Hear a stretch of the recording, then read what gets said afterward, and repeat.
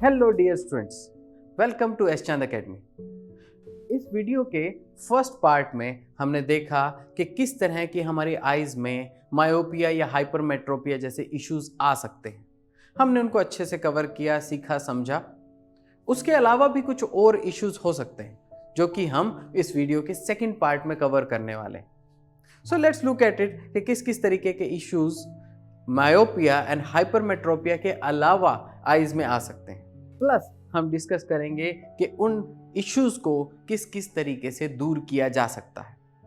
अगर आप इस टॉपिक को बढ़िया से पढ़ना चाहते हैं तो आप एस चांद पब्लिशिंग की लखवीर सिंह एंड मंजीत कौर की 10th क्लास की फिजिक्स की बुक को रेफर कर सकते हैं।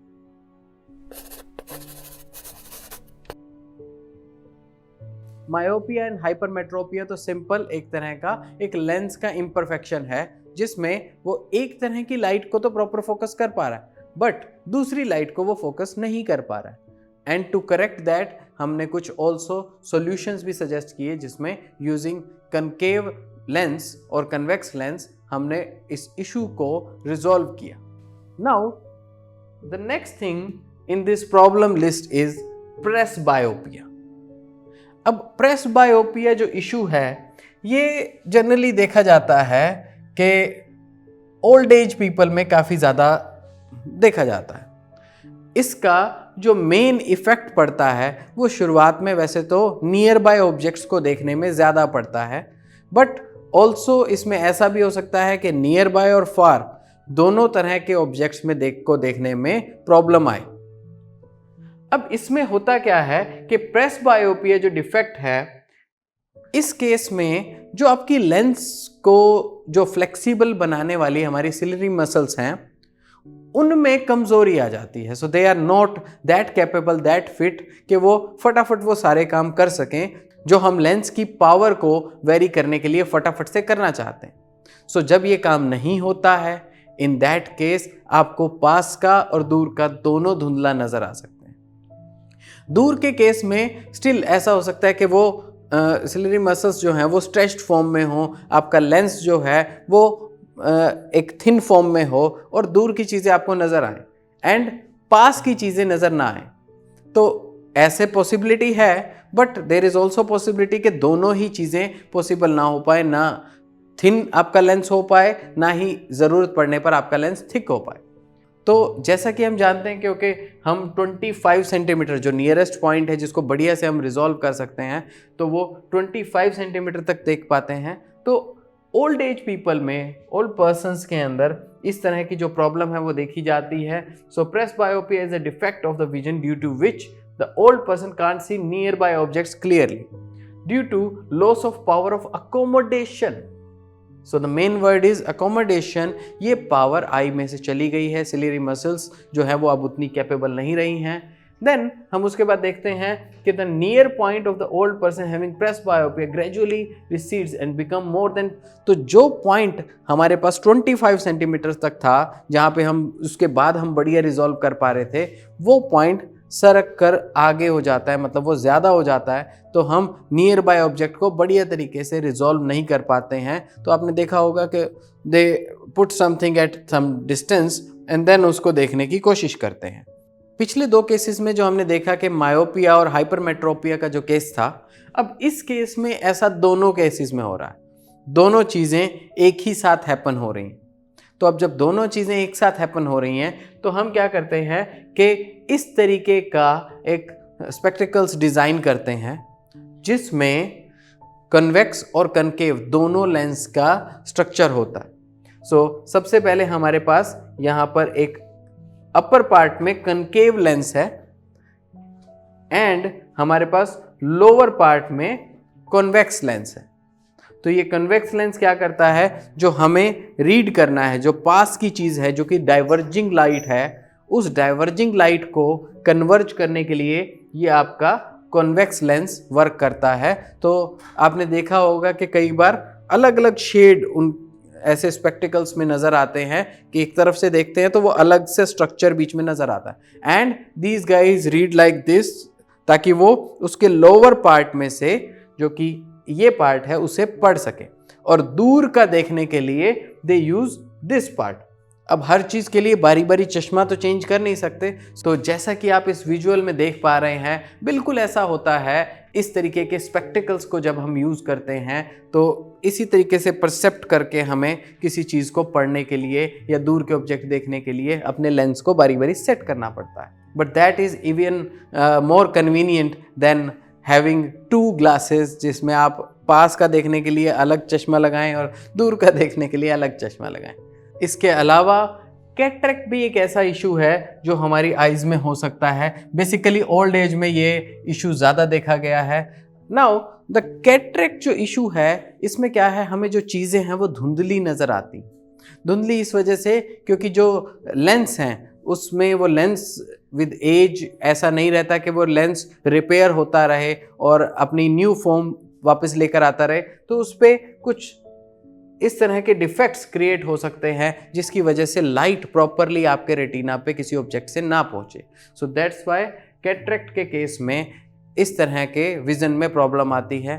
कैटरेक्ट को सॉल्व करने का ऐसा कोई एक्सटर्नल मेथड नहीं है कि हम उसे कोई लेंस लगाकर या किसी और तरीके से सॉल्व कर पाएँ। तो उसको ओनली सर्जरी से ही ठीक किया जा सकता है, ट्रांसप्लांट से ही ये इशू को सॉल्व किया जा सकता है। इसके बाद गाइज आपके पास कुछ क्वेश्चंस हैं जो आप अपनी कंसेप्चुअल बिल्डअप को चेक करने के लिए सॉल्व कर सकते हैं। इन सब को आप पढ़ सकते हैं और इससे आपको पता चलेगा कि आपके कंसेप्ट्स कितने अच्छे हुए हैं, कितनी चीज़ें आपको समझ आई हैं। Now the main thing is, यहाँ पर आपके पास एक और चीज़ आती है कि हमारे पास 2 आँखें क्यों हैं? Why not we see things using one eye? Now यहाँ पर हमारे पास बेसिक 2 आँखों का ये एडवांटेज होता है कि इससे हमें व्यूइंग एंगल ज़्यादा मिलता है। जैसे आजकल के कैमराज में आते हैं, आपके पास वाइड एंगल होते हैं। तो वाइड एंगल करने के लिए हमारे पास आइज़ होनी, 2 आइज़ होनी ज़रूरी है। एक सिंगल आई से हम इस रीजन में 150 डिग्री तक देख सकते हैं, लेकिन जब हम दोनों आँखों को मिलाकर देखते हैं तो हम 180 डिग्री तक का विज़न हमें मिल जाता है। तो इससे फर्स्ट एडवांटेज हमारे पास ये है कि इससे हमें दूर तक वाइडर एंगल में हम चीज़ों को देख पाते हैं। जैसे कि कुछ अब एनिमल्स ऐसे होते हैं कि जिनमें हमारे केस में तो ये आई सामने है, फ्लैट है, लेकिन कुछ एनिमल्स में ये हेड के दोनों तरफ होती, तो उनका एरिया ऑफ विजन और बढ़ जाता है, वो और ब्रॉड चारों तरफ वो देख पाते हैं काफ़ी वाइड एंगल तक, जिससे उन्हें आसपास की सारी खबर रहती है कि कहीं कोई प्रीडेटर, कोई शिकारी उनका शिकार तो नहीं करने वाला है। So just to stay alert उन्हें ज़्यादा व्यू मिलता है, जिससे वो और अलर्ट रह पाते हैं। ऑल्सो हमारे पास 2 आइज़ होने से हमें कुछ और भी एडवांटेज मिलती है। वो है कि हमसे कोई चीज़ कितने डिस्टेंस पे, कितनी स्पीड से मूव कर रही है, इन सब चीज़ों का परसेप्शन हमें तभी मिल पाता है बढ़िया तरीके से जब हमारी दोनों आइज़ उसको कैलकुलेट करती हैं। अगर आप देखें कि आप अपनी एक आई बंद करें तो इसकी पोजीशन अलग नज़र आएगी, एंड अगर आप दूसरी आई बंद करके इसको देखें तो इसकी पोजीशन आपको अलग नज़र आएगी। तो एक सिंगल आई से आपको उस चीज़ की अलग अलग पोजीशन नज़र आ सकती हैं, बट दोनों आई से देखने पे तब उसकी पोजीशन एंड उसकी मोशन को जज करने में आसानी होती है। So these are main reasons कि आपके पास 2 आंखें क्यों हैं, क्योंकि ये आप डिस्टेंस और किसी चीज़ के प्लेसमेंट, इस चीज़ को इजीली जज कर सकते हो, एंड ऑल्सो आपके पास एक वाइड एंगल व्यू आपको मिलता है 180 डिग्री तक का in case of humans.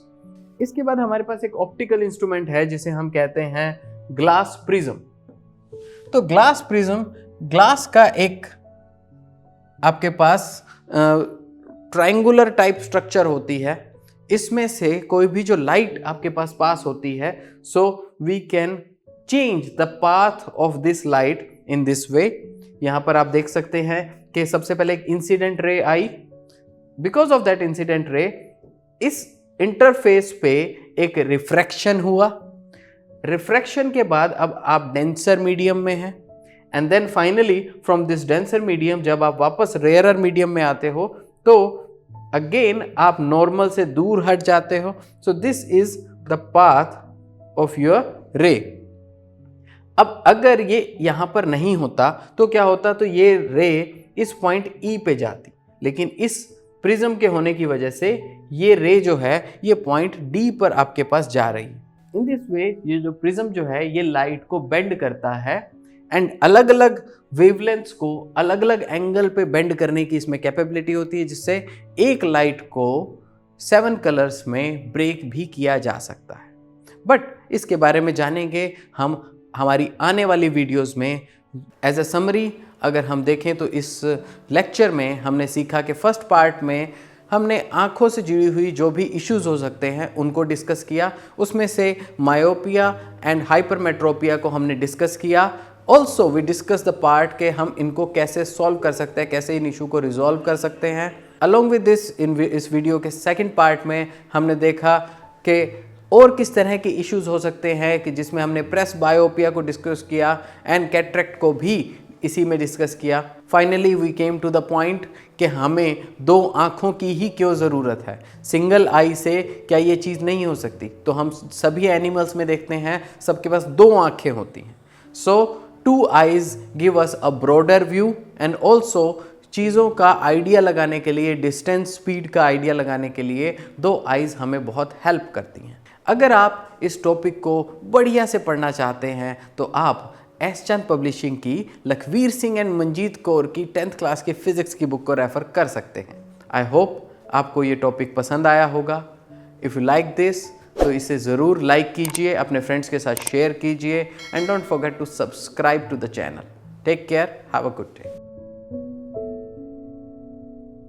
All rights reserved. This video has been prepared for educational purposes only. No part of it may be reproduced or copied without the permission of the copyright holder.